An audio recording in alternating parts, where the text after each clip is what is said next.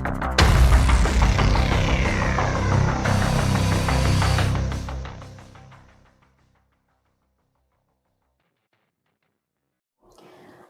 warahmatullahi wabarakatuh. Kembali lagi di podcast DKVQ bersama saya Nadine Aulia.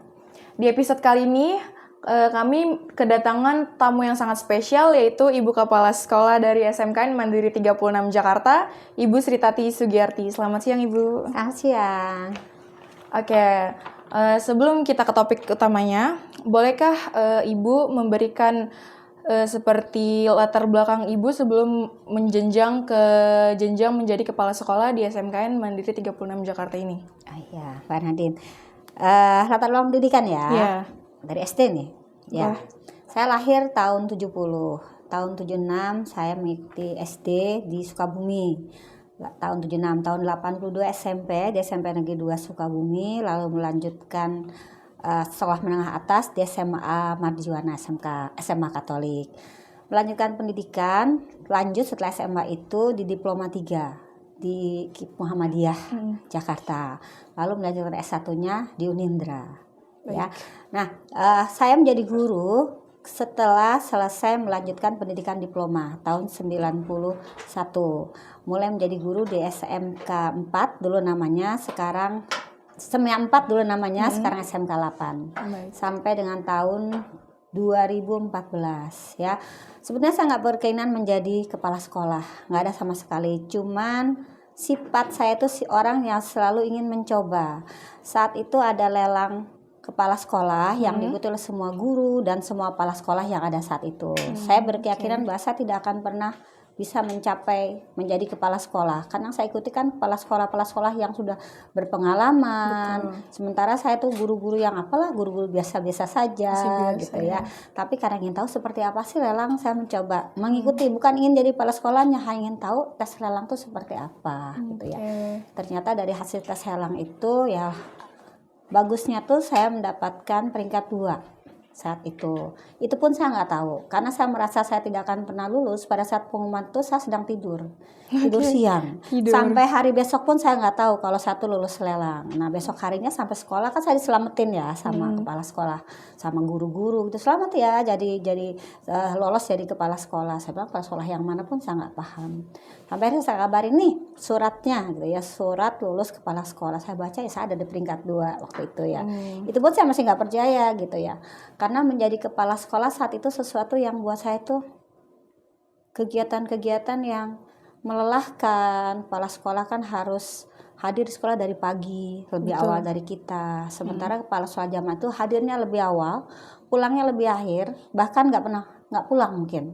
Kan ada kegiatan-kegiatan tambahan yang mengharuskan setiap kepala sekolah mengikuti kegiatan tersebut. Pulang 2 hari sekali, mungkin lebih 2 hari sekali pun sering ya. Jadi kata saya gak enak ya jadi kepala sekolah gitu. Sehingga ketika saya dinyatakan kepala sekolah, kata teman-teman tanya, yakin jadi kepala sekolah? Saya bilang belum tahu. Saya tanya ke keluarga di rumah, ke suami, ke anak-anak, boleh nggak saya jadi kepala sekolah gitu ya. Kata suami saya, tanyakan ke anak-anak, karena yang lebih penting ibunya adalah anak-anak. Benar. Anak saya 3, yang 2 menyampaikan silahkan Bu, yang 1 itu tidak punya komen. Tapi kata kakaknya 2-1 kalah ya gitu ya. Jadi ibu boleh jadi kepala sekolah. Diizinin ya ibu sama keluarga? Ya, saya diizinin. Karena dia saya bilang menjadi kepala sekolah tidak mudah. Mungkin ibu nggak akan ada di rumah. Jadi guru saja ibu jarang ada di rumah gitu ya. Apalagi jadi kepala sekolah. Kalau siap, ibu siap nih. Tapi ketika siap, tolong ya konsekuensinya seperti itu. Kata anak siap. Anak saya masih SMP yang paling gede. Ya Bu, siap seperti itu. Jadilah saya kepala sekolah sampai hari ini. Nah, itu pengalamannya jadi kepala sekolah.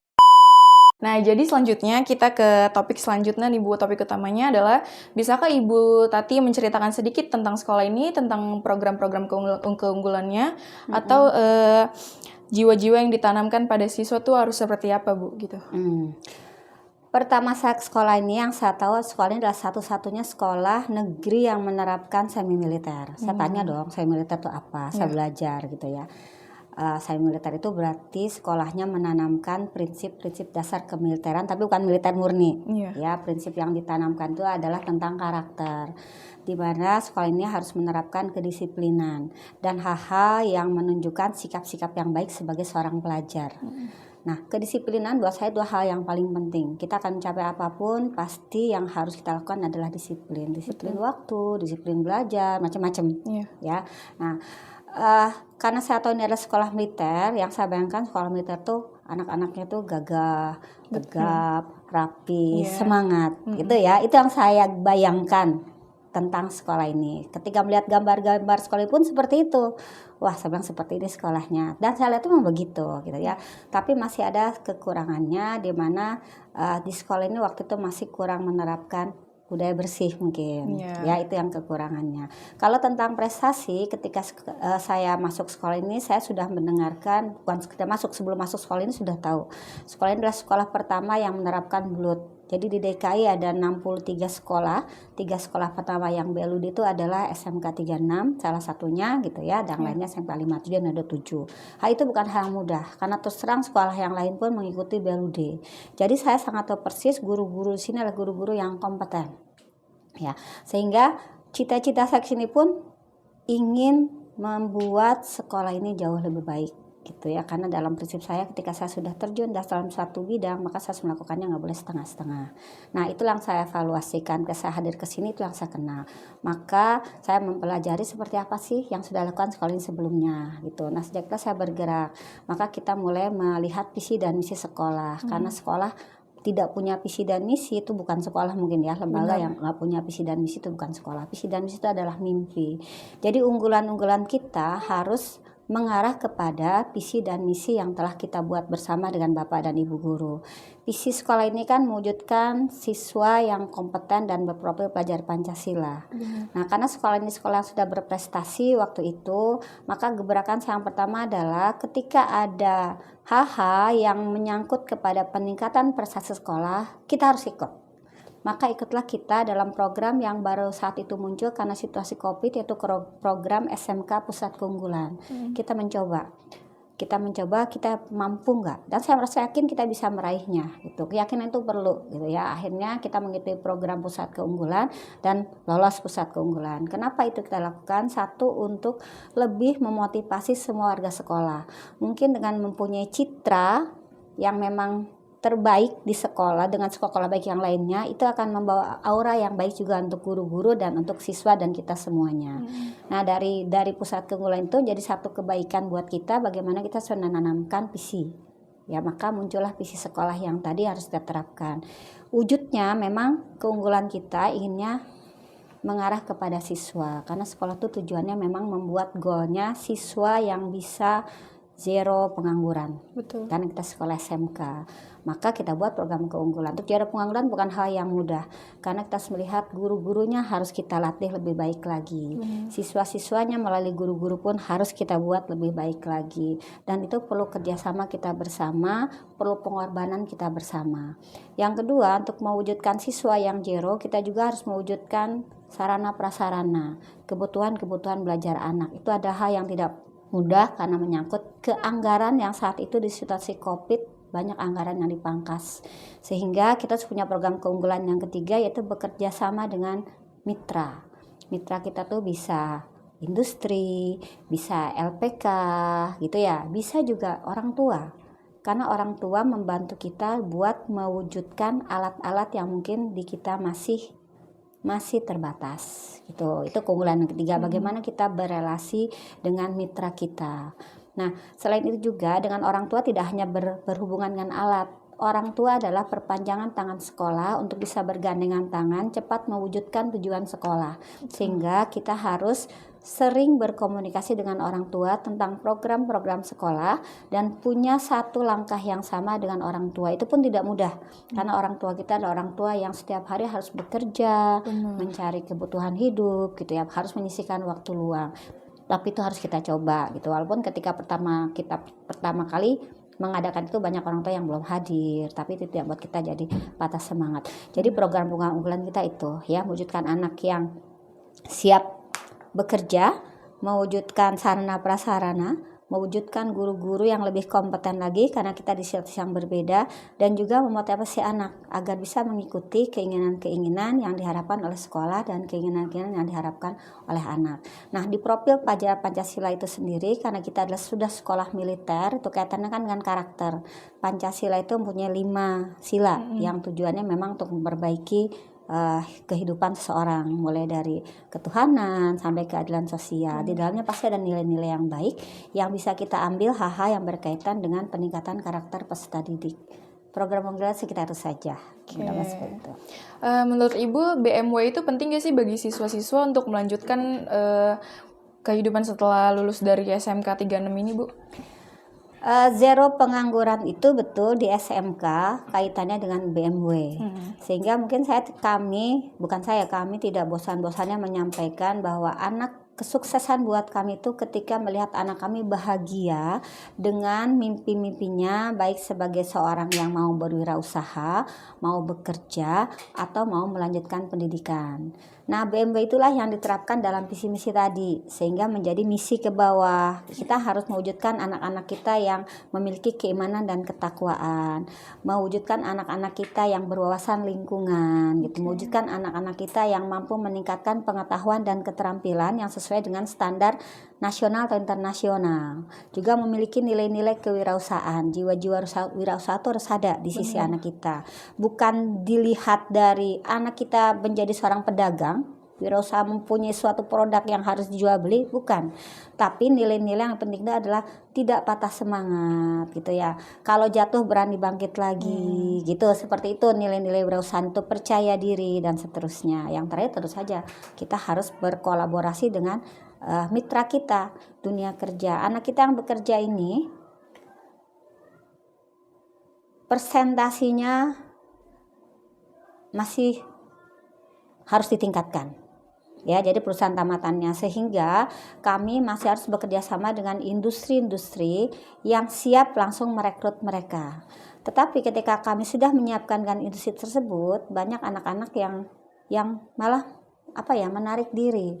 Karena industri-industri kita ini karena jurusannya unik, mereka memilih ketika ditempatkan di luar kota mundur gitu ya. Padahal kami cari di luar kota pun tidak sembarang luar kota, tetapi yang bisa membangkitkan meningkatkan kesejahteraan dirinya dan keluarganya.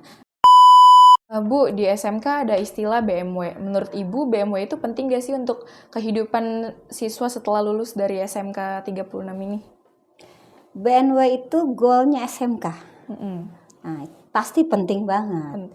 Jadi anak SMK yang tamat itu harus mempunyai satu keinginan dari 3. Boleh 3-3-nya. B-nya bekerja, W-nya wirausaha, M-nya melanjutkan pendidikan. Nah, ketiga inilah yang harus dicapai oleh sekolah SMK.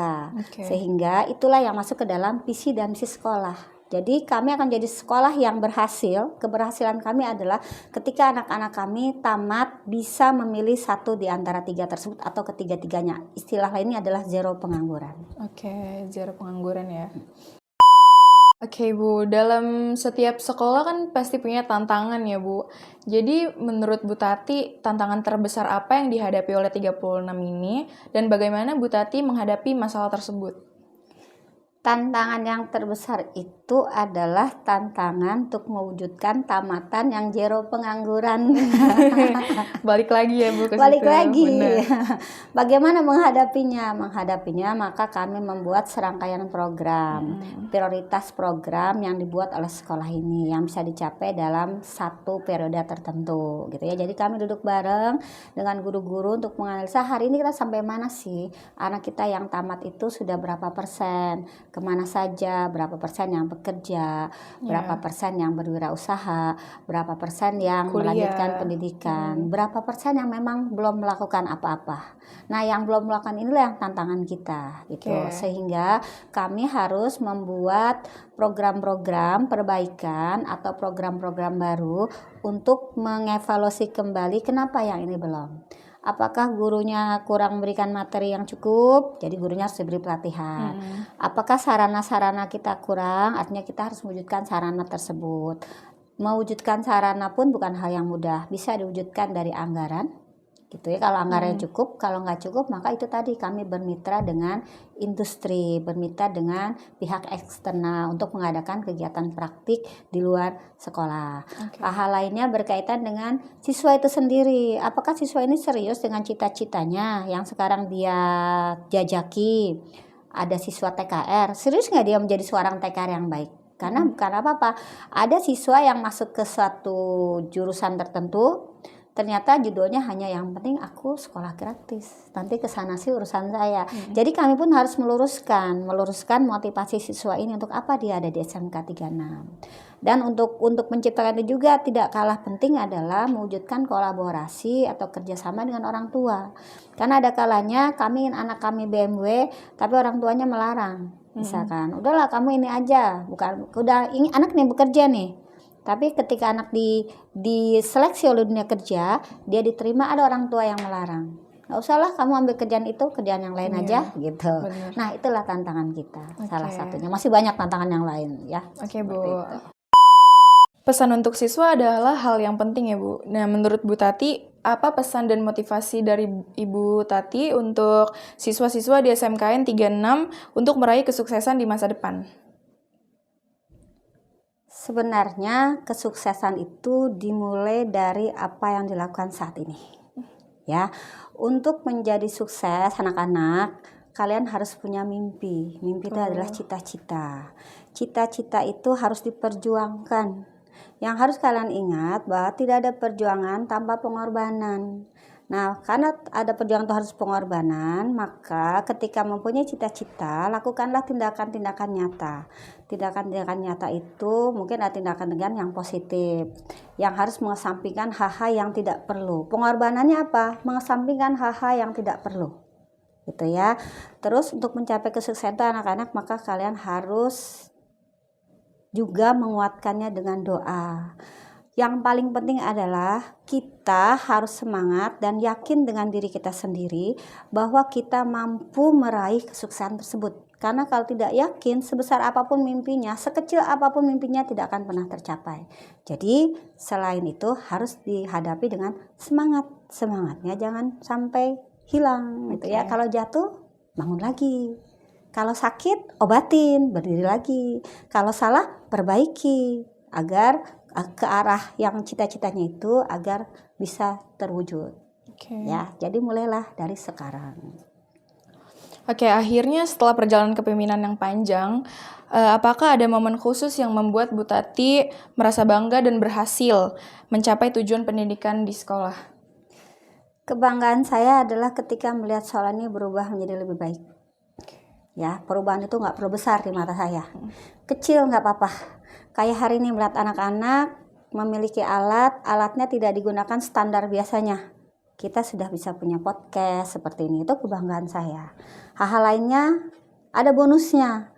Prestasi anak-anak meningkat. Kemarin kan anak kita ikut lomba 3D ya? Iya. Juara 1 gitu. Itu tingkat nasional loh gitu. Tingkat nasional bener ya? Iya. Juara 1. Itu adalah perubahan. Guru-guru kita juga pasti ada andil di belakangnya. Di belakang siswa yang baik pasti ada guru-guru yang baik. Artinya guru-guru kita pun ikut bergerak menjadi jauh lebih baik. Itu kebahagiaan saya. Yang terakhir kebanggaan saya ada ketika melihat guru-guru saya, murid-murid saya datang ke sekolah dengan gembira, pulang pun dengan gembira. Artinya belajarnya juga gembira. Begitu kira-kira. Cukup sekian episode kali ini. Semoga bermanfaat dan semoga ketemu di episode selanjutnya. Kavi on the move.